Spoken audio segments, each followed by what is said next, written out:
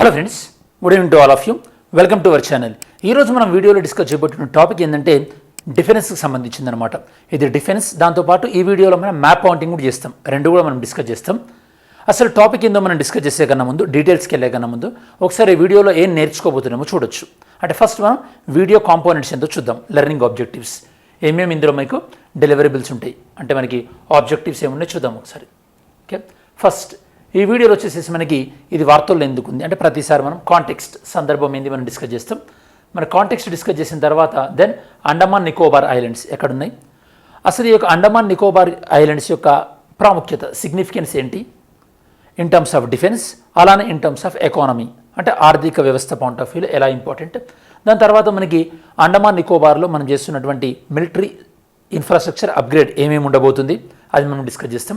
దాని తర్వాత మనకు ఆ యొక్క మిలిటరీ అప్గ్రేడేషన్ ఏదైతే ఉందో అంటే డిఫెన్స్ పాయింట్ ఆఫ్ వ్యూలో మనం అండమాన్ నికోబార్లో ఎలాంటి అప్గ్రేడేషన్ చేయబోతున్నామో అందులో ఉండేటటువంటి ఇష్యూస్ ఏంటి అనేది మనం డిస్కస్ చేస్తాం. ఓకే, ఓవరాల్గా ఇదనమాట. ఫస్ట్ కాంటెక్స్ట్, సందర్భం ఏందో డిస్కస్ చేసే కన్నా ముందు ఇది మనకి first of all UPSC point of వ్యూలో మనకి ఇంటర్నల్ సెక్యూరిటీ, డిఫెన్స్, దాంతోపాటు మనకి అండ్ గవర్నెన్స్ పాయింట్ ఆఫ్ వ్యూలో, గవర్నెన్స్ పాయింట్ ఆఫ్ వ్యూలో కన్నా మేజర్గా మనకి డిఫెన్స్ పాయింట్ ఆఫ్ వ్యూలో చాలా ఇంపార్టెంట్. కాంటెక్స్ట్, సందర్భం ఏందో చూద్దాం. Recently Andaman Nicobar island they saw a military infrastructure upgrade. అంటే అండమాన్ నికోబార్ ఏరియాలో ఈ యొక్క మిలిటరీకి సంబంధించినటువంటి ఇన్ఫ్రాస్ట్రక్చర్ అంటే ఒక మౌలిక వసతులు అప్గ్రేడ్ చేస్తున్నారు. ఏం అప్గ్రేడ్ చేస్తున్నారు వీళ్ళు అప్గ్రేడ్ చేసేటటువంటి ఏంటంటే ఎయిర్ స్ట్రిప్, దాంతోపాటు జెట్టి. అంటే అవి ఎలా ఉంటాయో కూడా నేను మీకు ఇమేజెస్ చూపిస్తాను, అంటే మీకు ఆల్రెడీ తెలియదని కాదు. సో ఒకసారి చూపిస్తే క్లారిటీ ఉంటుంది. దాని తర్వాత దీనివల్ల మనం ఏమవుతుంది, దీనివల్ల మనకి అక్కడ ఉన్నటువంటి సర్వీలియన్స్ యాక్టివిటీ అని మనం పెంచుకోవచ్చు.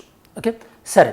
ఫస్ట్ ఆఫ్ ఆల్ మనకి వీడియోలో మెయిన్గా అర్థం కావాల్సింది ఫస్ట్ గవర్నమెంట్ ఆఫ్ ఇండియా ఏం చేస్తుంది. ఓకే, సో మనకి గవర్నమెంట్ ఆఫ్ ఇండియా,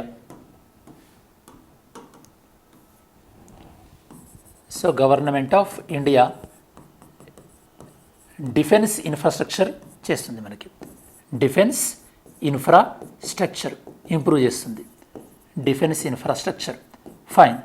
మరి యాజ్ అన్ ఆస్పిరెంట్గా మీకు ఏం తెలియాలి, ఇండియా డిఫెన్స్ మినిస్టర్ ఎవరు తెలియాలి, simple easy. First level. Second level ఏంటంటే మీకు తెలియాల్సింది ఈ యొక్క డిఫెన్స్ అక్విజిషన్ కౌన్సిల్ అని ఉంటుంది, డిఏసి. దీనికి చైర్మన్గా ఎవరు వ్యవహరిస్తారు, డిఫెన్స్ అక్విజిషన్ కౌన్సిల్. దీనికి చైర్మన్గా ఎవరు వ్యవహరిస్తారు, దాంతోపాటు జనరల్గా ఇందులో మెంబర్స్ ఎవరు ఉంటారు, ఇది ఒకసారి మీరు సెర్చ్ చేసి ఆన్సర్ చేయడానికి ట్రై చేయండి. డిఫెన్స్ అక్విజిషన్ కౌన్సిల్లో మెంబర్స్ ఎవరు ఉంటారు, దాంతోపాటు ఈ యొక్క చైర్మన్ ఎవరు వ్యవహరిస్తారు. Defence infrastructure. ఓకే, ఇక డిఫెన్స్కి సంబంధించి మౌలిక వసతులు ఇండియా యొక్క భారతదేశ ప్రభుత్వం డెవలప్ చేస్తుంది. ఎక్కడ డెవలప్ చేస్తుంది, ఇది మనకి అండమాన్ అండ్ నికోబార్ ఐలాండ్లో డెవలప్ చేస్తుంది. Andaman and Nicobar island. So కాబట్టి యాజ్ అన్ ఆస్పిరెంట్ని కాకుండా మీరు జనరల్గా మీకు అసలు ఈ యొక్క అండమాన్ నికోబార్ ఐలాండ్కి సంబంధించినటువంటి మ్యాప్ పాయింటింగ్ తెలియాలి. Map pointing. Okay, map pointing ఇప్పుడు మనం డిస్కస్ చేస్తాం. ఈ మ్యాప్ పాయింటింగ్ ఎప్పుడైనా డిస్కస్ చేసేటప్పుడు మీరు ప్రధానంగా ఈ యొక్క 8 degree channel, 9 degree channel, 10 degree channel ఇవి ప్రధానంగా మీకు తెలియాలన్నమాట. ఓకే, 8 డిగ్రీ ఛానల్ అనేది మనకి సో లక్షద్వీప్. ఓకే, లక్షద్వీప్, దాంతోపాటు మినీకాయ్ అండ్ లక్షద్వీప్. సింపుల్గా చెప్పాలంటే మనకి ఇండియాకి లక్షద్వీప్కి మధ్యలో ఈ యొక్క 8 డిగ్రీ ఛానల్ అని చెప్పొచ్చు. 9 డిగ్రీ ఛానల్ వచ్చేసేసి మనకి ఈ యొక్క మినీకాయ్, దాంతోపాటు మనకి సో ఇక్కడ మనకి లక్షద్వీప్ కాదు, మాల్దీవ్స్ స్టూడెంట్స్. ఓకే, మాల్దీవ్స్, మినీకాయ్, దాంతోపాటు మాల్దీవ్స్. ఇక్కడ మనకి మినీకాయ్, దాంతోపాటు లక్షద్వీప్. అలానే మనకి 10 డిగ్రీస్ అంటే మనకి అండమాన్ అండ్ నికోబార్. ఇవి మనకి అక్షాంశాలు. ఓకే, లాటిట్యూడ్స్, లాంగిట్యూడ్స్ కాదు, లాటిట్యూడ్స్. అంటే ఫస్ట్ ఇవి రెండేమో మనకి ఇండియాకి ఈస్టర్న్ డైరెక్షన్లో, వెస్టర్న్ డైరెక్షన్లో. ఇది మనకి ఇండియాకి ఈస్ట్ డైరెక్షన్లో అండమాన్ నికోబార్ 8, 9, 10 డిగ్రీస్. ఇవి మీకు మ్యాప్ పాయింటింగ్ ఐడియా ఉండాలి. అండమాన్ నికోబార్లో మనం ఇప్పుడు డిఫెన్స్ ఇన్ఫ్రాస్ట్రక్చర్ బిల్డ్ చేస్తున్నాం కదా, ఈ యొక్క మౌలిక వసతులు దేన్ని టార్గెట్ చేస్తున్నాం మనం, దేన్ని ఇంప్రూవ్ చేస్తున్నాం అంటే అక్కడ ఉన్నటువంటి ఎయిర్ స్ట్రిప్, దాంతోపాటు అక్కడ ఉన్నటువంటి జెట్టి, వీటిని డెవలప్ చేస్తున్నాం. దీనివల్ల మనకి లార్జర్ ఎయిర్ క్రాఫ్ట్ ఏవైతే ఉంటాయో, ఈవెన్ మనకి ఫైటర్ జెట్స్, యుద్ధ విమానాలు కూడా ల్యాండ్ అవుతుంది. ఇక్కడ మనకి పెద్ద షిప్స్ కూడా ల్యాండ్ చేసుకోవచ్చు. అంటే మీకు ఇక్కడ first of all air strip అంటే ఏంది, జెట్టి అంటే ఏంది మనకు తెలియాలి. ఎయిర్ స్ట్రిప్ అంటే ఇది అనమాట. ఇక్కడ మనం ఫైటర్ జెట్స్ని మనం ల్యాండ్ చేసుకోవచ్చు. దీన్ని మనం ఎయిర్ స్ట్రిప్. ఓకే, అంటే ఒక స్ట్రిప్ అంటే మనకు ఒక నిలువుగా ఉండేదని మనం స్ట్రిప్ అంటాం. అలానే జెట్టి అంటే మనకి జెట్టి అంటే ఇలా అన్నమాట. అంటే జస్ట్ శాంపుల్ చెప్తున్నాను. ఇది కొద్దిగా పెద్దగా ఉంటుంది. పెద్ద పెద్ద షిప్స్ ఇక్కడ మనం డాక్ చేయొచ్చు అనమాట. డాక్ చేయడం అంటే ఇక్కడ స్టాప్ చేయొచ్చు. ఇలా ఎయిర్ స్ట్రిప్ని దాంతోపాటు జెట్టీని డెవలప్ చేద్దామని చెప్పేసి ఇండియన్ గవర్నమెంట్ అండమాన్ నికోబార్లో ఈ యొక్క డిఫెన్స్ అప్గ్రేడేషన్ చేయబోతున్నట్టుగా వచ్చినటువంటి వార్తలు. సో ఇది మనకు తెలియాలి. అంటే ఏమేమి ఇన్వెస్ట్ చేస్తున్నారు, మ్యాపింగ్. దాంతోపాటు నెక్స్ట్ మనకి మెయిన్స్ పాయింట్ ఆఫ్ వ్యూలో కానీ ఈవెన్ మనం యూపీఎస్సీ స్టైల్ ఆఫ్ థింకింగ్ ఎలా ఉండాలంటే అండమాన్ నికోబార్లో ఇది డెవలప్ చేయడం వల్ల మనకు వచ్చేటటువంటి ఇంపార్టెన్స్ ఏంది, ఏ విధంగా మనకి ఇది ముఖ్యం మనకి అండమాన్ నికోబార్లో డెవలప్ చేయడం.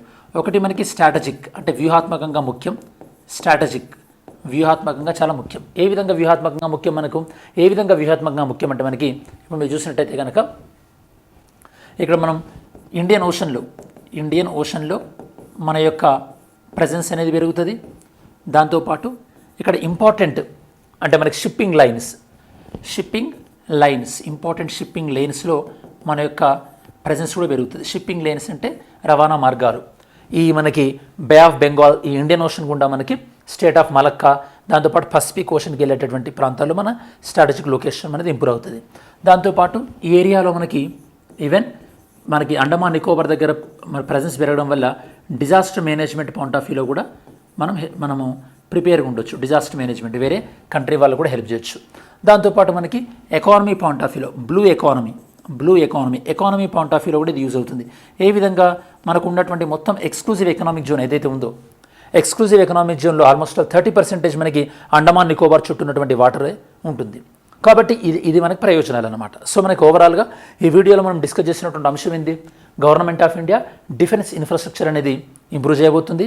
ఎక్కడ అండమాన్ నికోబార్లో ఏ విధంగా ఎయిర్ స్ట్రిప్ దాంతోపాటు జెట్టీని డెవలప్ చేయడం ద్వారా దీనివల్ల వచ్చేటటువంటి ఇంపార్టెన్స్ ఏంది, స్ట్రాటజిక్గా ఇంపార్టెన్స్ ఉంటుంది, డిజాస్టర్ మేనేజ్మెంట్ పాయింట్ ఆఫ్ వ్యూలో ఇంపార్టెన్స్ ఉంటుంది, అలానే బ్లూ ఎకానమీ పాయింట్ ఆఫ్ వ్యూలో కూడా ఇంపార్టెన్స్ ఉంటుంది. అండ్ మనకు మ్యాప్ అవుటింగ్ వచ్చేసి 8 డిగ్రీ 9 డిగ్రీ 10 డిగ్రీ ఇవి మనకు ఐడియా ఉండాలి. ఇది ఫస్ట్ మనం స్టార్ట్ చేయడం అనమాట కాన్సెప్ట్. ఓకే, సరే మనకి అండమాన్ నికోబార్ ఫస్ట్ మనకి అండమాన్ వస్తుంది, దాని తర్వాత మనకి నికోబార్ వస్తుంది.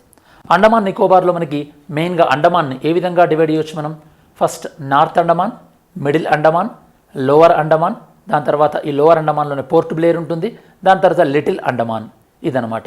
దీని పక్కన అండమాన్ సి.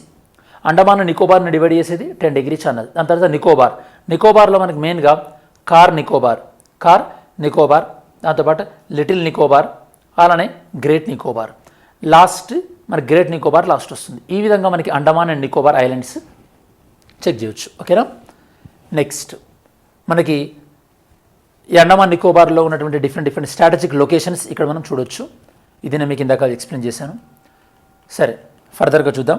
అండమాన్ నికోబార్ మనకి నార్త్ నుంచి సౌత్ అంటే నార్త్ అంటే మనకి ఉత్తరార్ధగోళంలో 45 డిగ్రీస్ 6 డిగ్రీస్ 45 మినిట్స్ నుంచి 30 డిగ్రీస్ 41 మినిట్స్ అంటే 6 to 13 డిగ్రీస్ మధ్యలో. ఓకే, లాటిట్యూడ్స్ అక్షాంశాలు. అండ్ అలానే 92 degrees east and 93 degrees east అంటే ఈ యొక్క లాంగిట్యూడ్స్ రేఖాంశాల మధ్యలో ఇది మనకి విస్తరించిందనమాట. మేజర్ ఐలాండ్స్ మనకి అండమాన్ నికోబార్ని మేజర్గా మనం అండమాన్ దాంతోపాటు నికోబార్గా సపరేట్ చేయొచ్చు. నేను మీకు ఇందాక చెప్పాను. ఓవరాల్గా ఇందులో మనకి 836 ఐలాండ్స్గా ఉన్నట్టుగా మనకి గవర్నమెంట్ ఆఫ్ ఇండియా రిపోర్ట్స్. మరి ఇక్కడ అండమాన్ నికోబార్లో మనం ఈ ఇన్ఫ్రాస్ట్రక్చర్ డెవలప్ చేయడం వల్ల నేను మీకు ఇందాక చెప్పినట్టు మ్యారిటైమ్ సెక్యూరిటీని మనం హెల్ప్ చేయొచ్చు. దాంతోపాటు సీ లైన్ ఆఫ్ కమ్యూనికేషన్ అంటే యొక్క మార్గాల్లో మన ఇండియా యొక్క డామినెన్స్ పెరుగుద్ది. అండ్ ఇది మనకి సౌత్ చైనా సీ ఈ యొక్క మార్గానికి దగ్గరలో ఉంటుంది మనకు అండమాన్ నికోబార్ అనేది. అండ్ మలక్కా స్టేట్ ఈ యొక్క రవాణా మార్గానికి దగ్గరగా ఉంటుంది. అంటే వ్యూహాత్మకంగా ఇది మనకు చాలా బెటర్. ఈవెన్ మనకి ఎకానమీ పాయింట్ ఆఫ్ వ్యూలో కూడా బ్లూ ఎకానమీ అంటే సముద్ర మార్గం ద్వారా మనం ఎకానమీని అంటే ఆర్థిక వ్యవస్థను డెవలప్ చేసుకుంటుందని మనం బ్లూ ఎకానమీ అంటాం. మీకు చిన్న క్వశ్చన్, హిస్టరీ పాయింట్ ఆఫ్ వ్యూలో మన ఇండియాకి చాలామంది ఫారినర్స్ యూరోపియన్స్ ఆక్యుపై చేశారు కదా, లైక్ పోర్చుగీస్ కానీ అలానే ఇంగ్లీష్ వాళ్ళు కానీ. ఇలా ఈ యొక్క బ్లూ ఎకానమీ పైన ఎక్కువగా కాన్సన్ట్రేట్ చేసినటువంటి అంటే స్టార్టింగ్ డేస్లో బ్లూ ఎకానమీ పైన ఎక్కువ కాన్సన్ట్రేట్ చేసినటువంటి యూరోపియన్స్ ఎవరు, ఆన్సర్ చేయండి. సో వీళ్ళు మెయిన్గా ఏం డెవలప్ చేయబోతున్నారు, ఎయిర్ ఫీల్డ్ దాంతోపాటు జెట్టి. ఈ యొక్క ఎయిర్ ఫీల్డ్ మరియు జెట్టీని డెవలప్ చేయడం ద్వారా లార్జర్ ఫైటర్ జెట్స్ అక్కడ ల్యాండ్ అవ్వగలుగుతాయి, అలానే లార్జర్ షిప్స్ అనేవి అక్కడ పార్క్ చేసుకోగలుగుతాయి అన్నమాట.